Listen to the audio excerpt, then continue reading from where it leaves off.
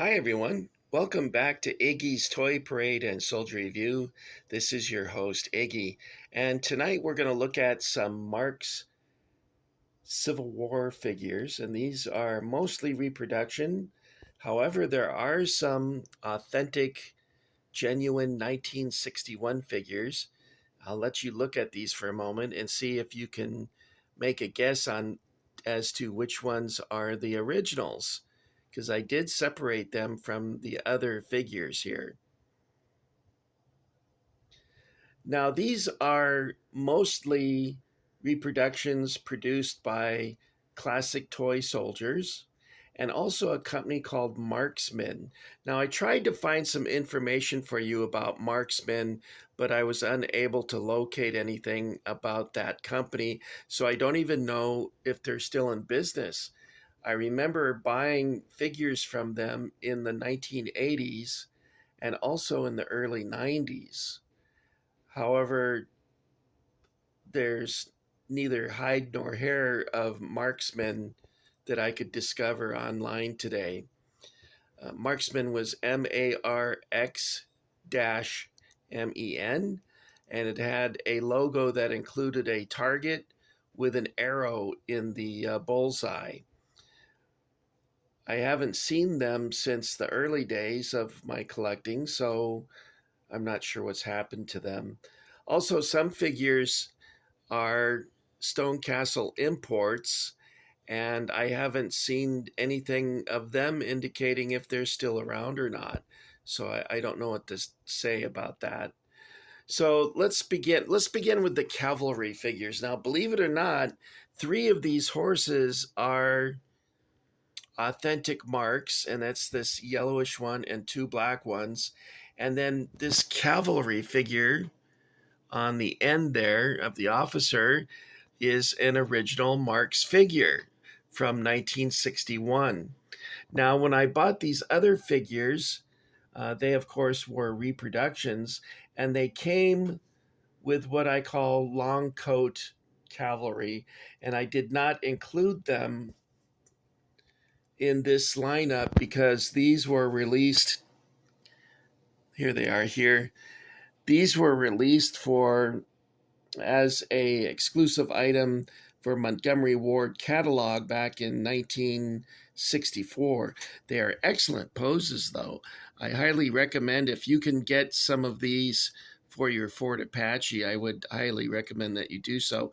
Now, I thought there was four poses originally, but as you can see here, the set included two of each of three different poses. So let's take a look at this real quick. And I think these are pretty cool. Much better than the cavalry figures that Marx had released with their Pioneer and Cavalry set. These are, I think, more appropriate for Ford Apache. But let's not dwell too much on that because we got other things to talk about. Now, these, I believe, are Classic Toy Soldier. And what leads me to believe that is if you look at this figure here, the originals, his barrel is pointing downward. And Classic Toy Soldiers corrected that little faux pas on the behalf of Marx and made the barrels straight, as you see here. So they form a really nice firing line now. I wish I had some more of this pose so that I could form a firing line. It also comes, the Confederates came with one kneeling and one like this, whereas the Union came with one standing and one lying on his stomach in a prone position. And it has a cool looking officer there. They got a really neat guy back here. It looks like he's been shot. What I like about this is it shows them with the rolled blanket. And even slouch hats. It appears that they only have a couple with a slouch hat. Like this running figure up here has both the rolled blanket or horse collar, as it was sometimes referred to, and a slouch hat.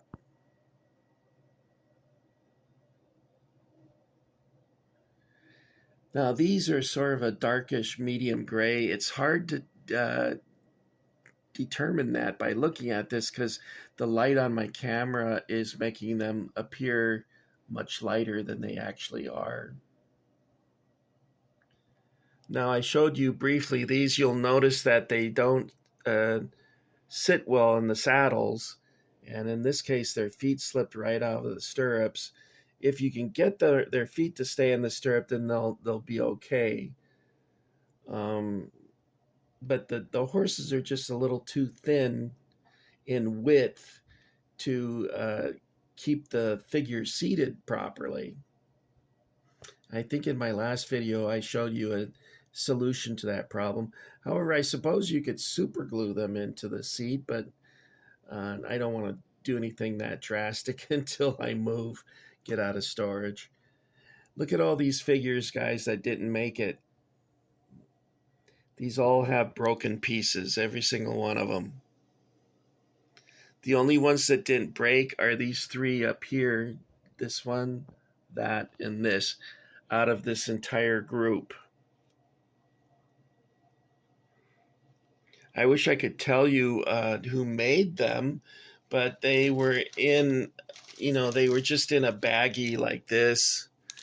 So I had no means to identify their origin. Now, these figures that you see here, these are all originals. And I had 12 original marching soldiers. However, this one here, the top of his rifle broke. You see that? It's just completely broken off. So bit by bit, history is eliminated. These figures up here are centennial figures. And as the name would suggest, they were released in 1961. Now, it's hard to believe that the Civil War was, 160 some years ago? And gosh, that just doesn't seem possible. But there's less distance between the American Revolution and the Civil War than there is between us and the Civil War. That shows how much time has passed by. The Centennial Group was pretty cool. It had wounded figures at a stretcher team. Guy gonna club with his musket. And bayoneting. That's a wagon driver. I don't think that was part of the group. Drummer boy. A guy shot in the chest. A guy crawling. A guy wounded in the head. There should be an officer. There he is. He's hiding. There he is, right there. And a guy carrying a sponge and bucket of water for the cannon. So that's a nice group. Now, there is some controversy about the falling horse and rider.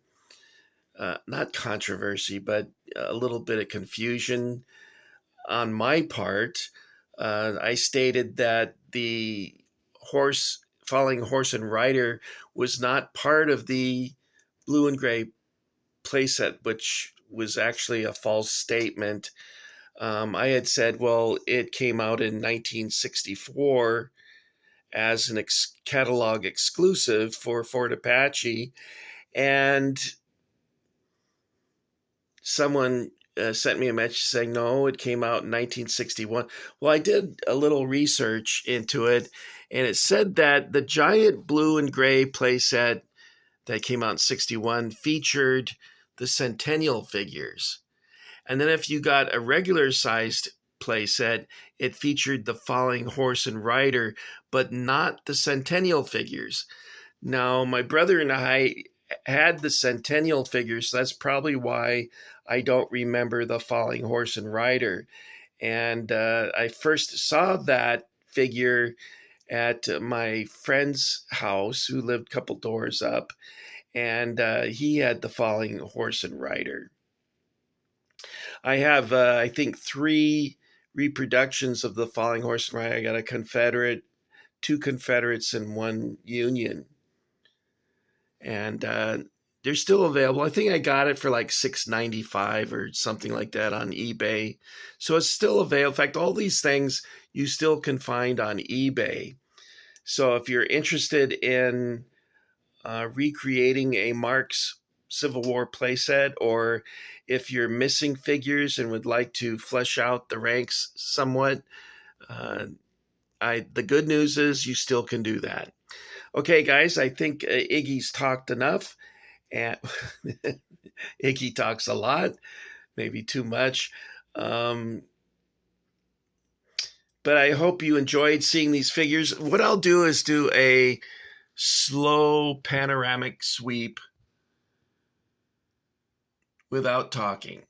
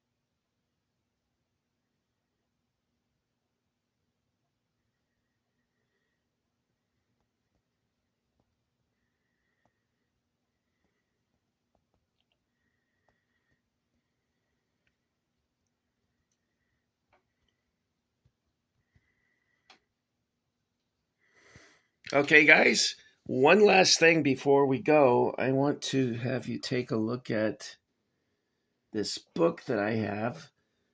I think I showed this to you briefly with the Union Marx figures. Everything you wanted to know about the Marx Civil War set is in here, and it's really nicely photographed. And it's written by Rusty Kern, who's an expert on Marx play sets. And I thought perhaps I would, I guess it's Iggy's story time. By the way, initially they only produced Abraham Lincoln, General Lee, and General Grant. What you'll find odd about this is that General Lee was much taller than General Grant. Grant was somewhat of a little fella.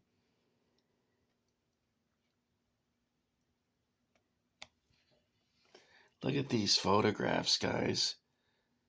Wouldn't you love to have this set up in your man cave? And every day you turn on the lights when you go in there and this greets you? If that couldn't make you happy with your life, I don't know what would. Remember I was telling you about how Classic Toy Soldier corrected the angle of the rifle? Well, here's an original, and you can see how it's pointed down? And so that was corrected by a Classic Toy Soldier. So I'm grateful they did that, because I never cared for that. It's like he's trying to shoot someone in the foot. Wouldn't it be neat if you could set up something like this but have actual water streaming through there? That would be really cool. All right. Let's back up. The reason this is difficult